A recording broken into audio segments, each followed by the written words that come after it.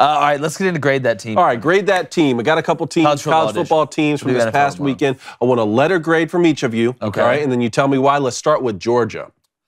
I'm going D. Woo! I'm going D. You got way too good of players. You talk about the process. Kirby Smart, we need to treat every opponent the same. You didn't, but Brock Bowers is still a witch. Let me say that. Georgia will be fine. It's just one of those games, but I expect more out of Georgia. I think this is a D effort, and I think Kirby would agree with me. I think Georgia fans would agree with me. Yeah, I go F. Really? F. I go They F. won, though. One. F? One How can because How can you get an F and you win? because you played the worst I've ever seen you play, almost. What? And I had you minus 43. So, I mean, you win. You beat a That's Kent State why. team. So what if they lost? You beat a Kent State What if they lost team? to Kent State and I asked you the grade? F minus. No, that's Yeah. not how it F works. minus. That And is how it F works. minus? That is how it works. They make F pluses? No, you know, That's the I case. didn't I'd give you a have grade. I graduated called way your earlier. parents in, and we're going to sit down and have a conversation. Oh. That's how it's a parent-teacher PTA conference meeting. type of Oh, thing yeah, going on parent-teacher there. conference. How'd you only beat Kent State by 20? Okay, well, did you have Georgia? 17. That's where this is coming from. No, He it's had personal. Georgia to cover. It's personal. Never It's mind, 100% you were skewed. Okay, and good luck to whoever plays to Georgia plays next. That's Oh, you're dead. all right. Washington. Give me an A. Coach Kalen DeBoer said it before the season. Had Washington going 7-2 in the Pac-12. They may be the best team in the Pac-12. Washington may be the best team in the Pac-12. They're one of the most complete.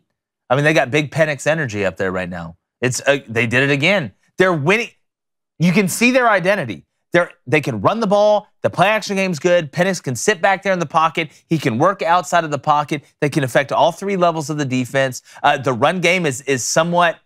It's not as simple as it was as Fresno State. He's doing some more complex things. You're seeing a little bit of a mix of the zone and the gap scheme. I think Washington is really dangerous. Give me an A, and it's going to be very fun to continue to watch this team to stay healthy, Michael. Blaine? I'd go, give me a B+.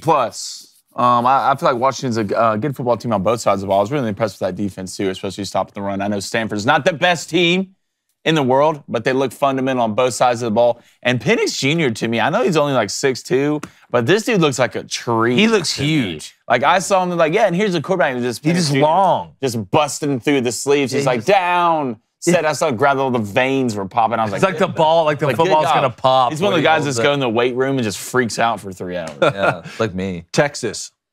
C.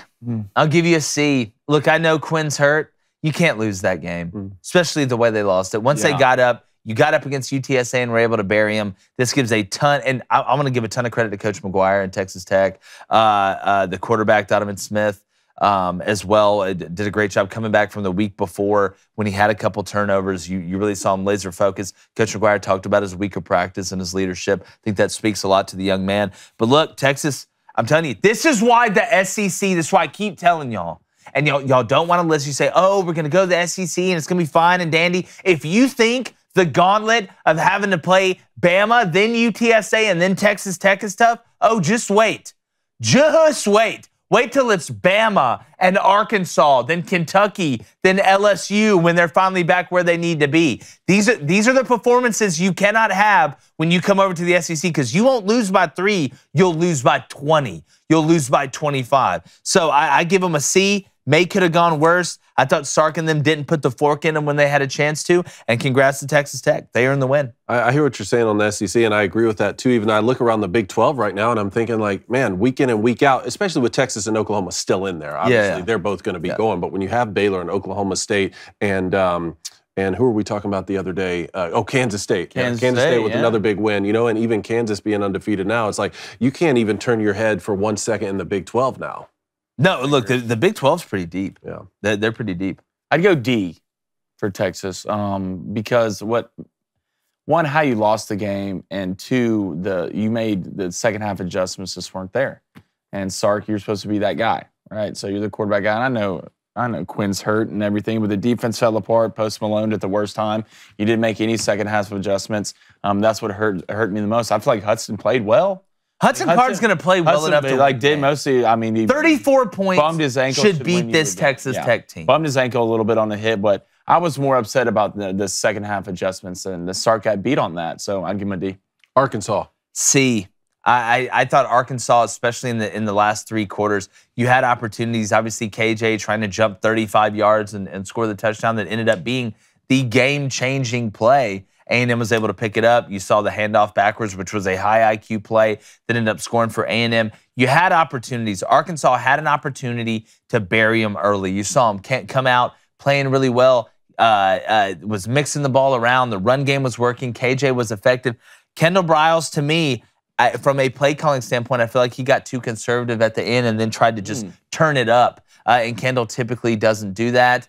You do got to give credit to A&M. They did come back and win the game. I mean, A-Chain can absolutely fly. He's one of the fastest people in college football. But Arkansas, holistically, now you did only give up 23 points, but A&M hadn't been super explosive on offense. And it wasn't like there was a ton of super explosive plays for A&M on offense outside of the A-Chain run. Really, the most explosive plays consistently came on the defensive side. But I feel like Arkansas, even with a beat-up secondary, even with the way they've struggled in the back end, was the better team in this game. And I felt like they didn't play up to their standard for the last 3 quarters. And it's a huge win for A&M, especially when you have to go to Mississippi State and to Bama. If you're able to go 2-1 through this stretch, you're in a much better position than what I thought you were going to be. Now, that was before, because remember, before the season, I said I think A&M goes 4-4 in the conference. I think they start out 1-2 in the conference. The only caveat in that was if they start Max Johnson, because this was made after the Haynes King announcement. Because I just didn't believe in Haynes King. Turns out I was right. I get Arkansas B-. I think this was a pretty equally matched game. Oh, yeah, there's a reason it was a pick 'em. I just feel like Arkansas had the momentum early as well. For sure, yeah, but you go back to that huge mistake and from KJ on that dive. Like, you can't do that. Especially in a game like this, mistakes like that get you beat. I felt like Arkansas. Yeah, I did. Yeah, let's pull up. I feel like Arkansas played up to their standard, up to their talent, up to their personnel. They're just banged up on defense. That secondary's bad. I mean, they had a kid out there who looked like me playing corner. I was like, this isn't the best situation. So I feel like this was an equally matched game. I just feel like, KJ, you can't do that in a game like this. Don't sell yourself short on covering somebody.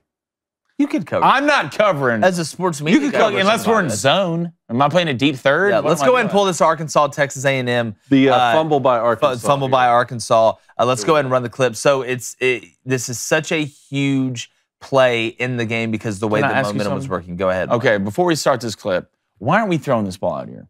I don't know. Look at the numbers. You got 3 on 2 here. So you got 3 on 2. Now it's 1st and goal. You may have wanted to run one. I get it, but this should be a read. You have to read the numbers. So KJ is going to try and jump from the 4.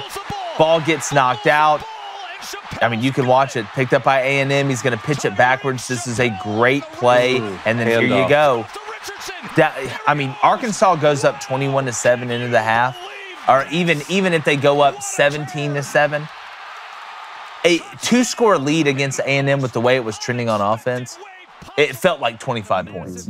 So this got him back in, got the momentum back in. It's a hell of a play by the defensive player, knocking it out once he saw KJ elevate, and then a great decision to be able to hand it off and go score. But it was a great game. I got to be honest, these Arkansas helmets are so fire. I don't even look. You can never go wrong with the crispy whites. I promise. The crispy whites with the red hog. But I was so surprised by KJ doing this. This is not really a KJ thing to me. Well, KJ's protected the ball. Yeah, he's been extremely good at it. Like, this was somewhat of an arrogant move for me on his part. He had to, in his head, say, I'm jumping. Oh, he made his mind started jumping. I'm jumping. Yeah, he did. I'm definitely jumping. So this is strange. All right, that's good. All right, Clemson beating Wake Forest. B. DJU finally looked comfortable. And I was the one that said I thought this was the game Cade Klubnik comes in because I've never seen DJU look like that. And you can say, oh, well, he's looked decent at times during the year. He's looked decent at times last year. But he actually put a full game together, and I saw him comfortable in the pocket. The reason I give them a B is because I was shocked that the slow mesh RPO was able to work as well as it was. I know they were a little bit banged up on defense, but Clemson's defense had no answer. Wake Forest did everything that Wake Forest wanted to do. They really didn't even have to adjust. Yep. They were just running their offense. I want your grade, Cone. When do you grade them? Do what? I want your grade. I give them a B+. This is a good win on the road. DJ Uiagalelei throw 5 touchdowns, which is huge. But to me, you can't give up that many points to Wake Forest. If you're a top 2, top 3 defense in the country, like we've been saying, I can't give you even an A- on that. Yeah, I like that. I'd go B+. I'd go B+ just because DJU did what he did. I don't want people to freak out, though.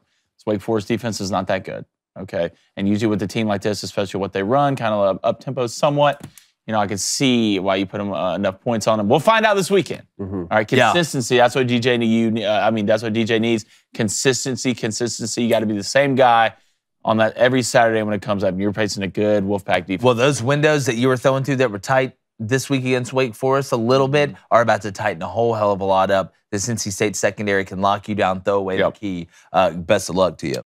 Hey guys, if you like the content, go ahead and like and subscribe. Tell one friend about it too. We're growing like a weed. We really appreciate you. And remember, if you want to find sports without the woke and help you win the water cooler, you've come to the right place.